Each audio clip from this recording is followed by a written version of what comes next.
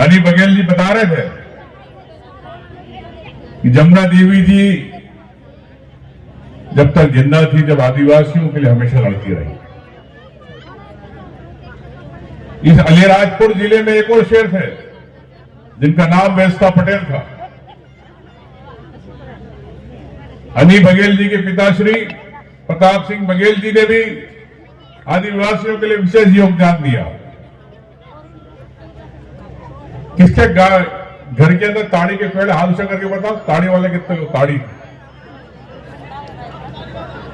सब ताड़ी। मेरे यहाँ भी है। पटवारी जी, यहाँ पर ऐसी है मान्यता है या मानते हैं कि जो जिनके घर में ज्यादा ताड़ी के पेड़ होते हैं तो वहां रिश्ता ज्यादा होता है, ऐसा पुरानी चली आ रही है।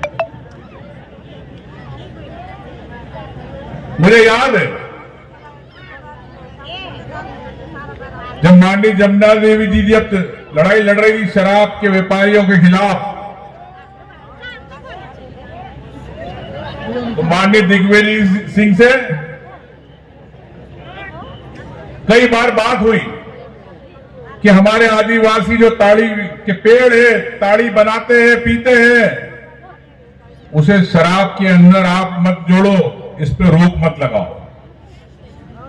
आज जमुना देवी जी नहीं है, लेकिन आज जितने ताड़ी वाले हैं भाई, याद रखो माननीय जमुना देवी के कारण आज आपको ताड़वी के आज पेड़ आपको फ्री में मिले। नहीं तो आपका ही वेला साहब के शराब ठेकेदार सब पेड़ काट लेते। साथियों, ये हमारे पूर्व नेता थे जो हम आदिवासियों के लिए काम करते थे, तो जिनका परिवार, जिनका वंशज, हम सब आपकी लड़ाई लड़ रहे हैं। भारतीय जनता पार्टी हमेशा बात करती है कि किसानों की आय दुगनी हो गई। मैं आदिवासी किसान भाइयों से पूछना चाहता हूं, क्या आपकी आय दुगनी हुई? जोर से बोलो। नहीं हुई।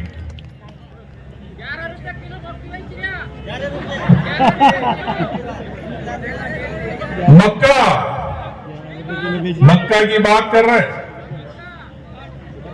प्रदेश के अंदर सोयाबीन की बात होती है, धान की बात होती है, गेहूं की बात होती है, लेकिन भारतीय जनता पार्टी ने आज तक मक्का की बात नहीं करी। आदिवासी जो मक्का लगाते हैं आज 10 से 12 रुपए के अंदर बिक रही है। लागत नहीं निकल रही आदिवासियों की, किसानों की। और मोहन यादव जी, बीजेपी की सरकार ने आज तक नहीं कहा कि हम आदिवासी और किसानों की मक्का खरीदेंगे। तो ये सरकार है जो भारतीय जनता पार्टी की सरकार, अन्नदाता की बात करते। कहां के अन्नदाता, कहां के महाकाल के नगरी के आप राजा, मुख्यमंत्री बने हो, लेकिन किसानों की बात नहीं करना चाहते। किसान परेशान है खाद के लिए, लाइनों में लगा है।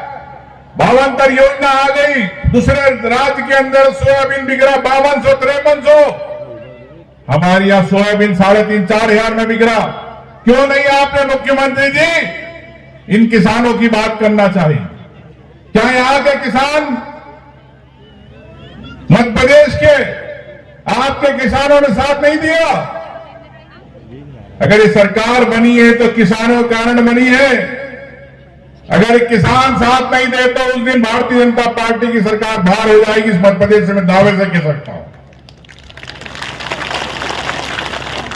अभी आपने देख लिया वोटर लिस्ट को लेकर बात चल रही है। हमारे अलीराजपुर, झाबुआ, धार के कई लोग बाहर जाते हैं मजदूरी करने, अपने आदिवासी भाई, और वोटर लिस्ट के अंदर 1 महीने के अंदर नाम जोड़ने काटने की तैयारी हो गई। मोहन यादव सरकार, मोदी की सरकार, अमित शाह की सरकार आपके सबके नाम काटने के लिए तैयारी कर रही है, ताकि आपको किसी भी सरकारी योजना का लाभ नहीं मिल पाए।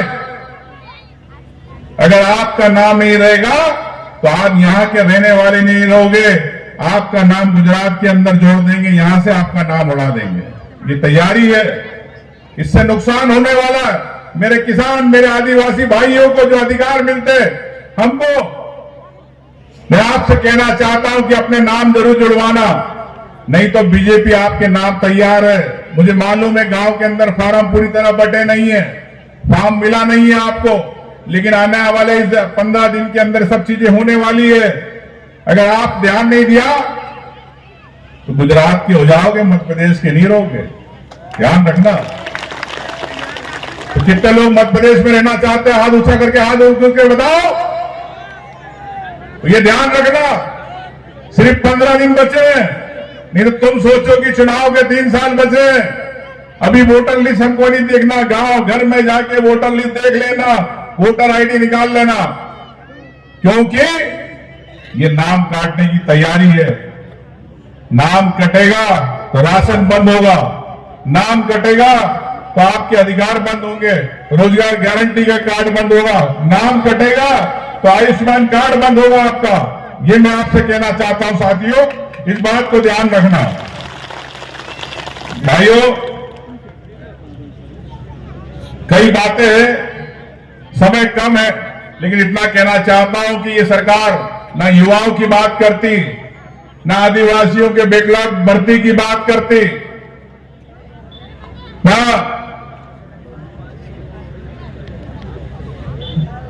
कुपोषण हो रहा गांव, बच्चों को खाना नहीं मिलता आंगनवाड़ियों के अंदर,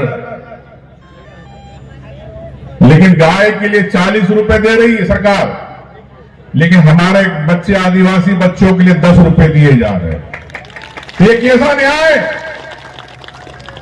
गौ माता के लिए आप 40 रुपए देना चाहते हो, लेकिन इंसान के बच्चे के लिए, इस मध्य प्रदेश के बच्चे के लिए आप 10 से 12 रुपए देना चाहते हो। आपके बीच में नागर सिंह आया?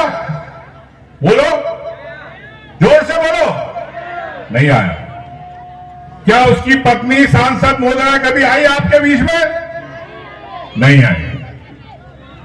दोनों पति पत्नी जब आपके बीच में आपकी बात नहीं करना चाहते, आपके बीच में नहीं आना चाहते, घर में बैठे हैं, दिल्ली में बैठे हैं, भोपाल में बैठे हैं, अगले चुनाव में इनको घर भेज देना, आने मत देना।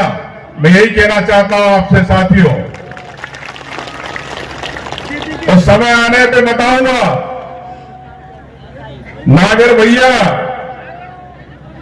कि क्या क्या कहानी है, क्या क्या किस्से यहां बोल के जा रहा हूं। आज दावड़ी के अंदर जो कागज, जो प्रमाण जो मैं दूंगा, अगर नागर सिंह की जमीन नहीं खिसक जाए तो उमंग सिंगार नहीं मैं बोल रहा हूं। साथियों, निश्चित तौर से आपकी लड़ाई है, मेरे क्षेत्र के लोग भी हैं, कुक्षी क्षेत्र के लोग भी हैं, सब गांव के नाम नहीं लेना चाहता, लेकिन मैं आपसे इतना कहना चाहता हूं, आपके दर्द को मैं समझता हूं, एहसास है मुझे। मैं भी उस समाज का हूं जो संघर्ष करके ऊपर से आया है। समाज कैसे मजदूरी करता, कैसे 2 जून की रोटी कमाता, कैसे वो इतने सालों से इस जमीनों पर अपनी खेती करते आया है। मुझे दर्द है आपका। मैं आपको विश्वास दिलाता हूं कि हम सब मिलकर कांग्रेस पार्टी की ओर से, विकास परिषद की ओर से आपकी लड़ाई को हम अंतिम सांस तक लड़ेंगे, यह कहना चाहता हूं। जय हिंद, जय भारत। धन्यवाद शेर।